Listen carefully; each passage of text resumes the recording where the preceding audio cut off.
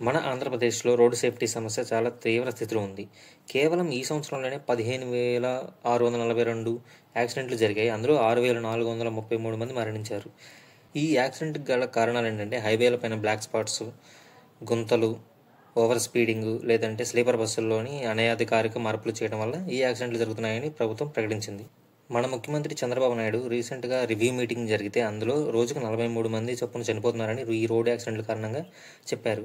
దానిపై తక్షణ చర్యలు అయితే ప్రకటించారనమాట. మొదటి చర్య ఏంటంటే నేషనల్ హైవేపై ప్రతి 500 మీటర్లకు సీసీటీవీ కెమెరాలు ఏర్పాటు చేయడం. రెండోది వాహనాలపై స్పీడ్ గవర్నర్లు. మూడోది స్లీపర్ బస్సులు మార్పులు చేపట్టడం.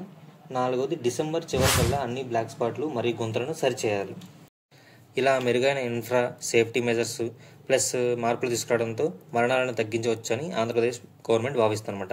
దీనిపై మీ అభిప్రాయాన్ని కామెంట్ రూపంలో తెలియజేయండి. సబ్స్క్రైబ్ చేసుకోవచ్చు కదా.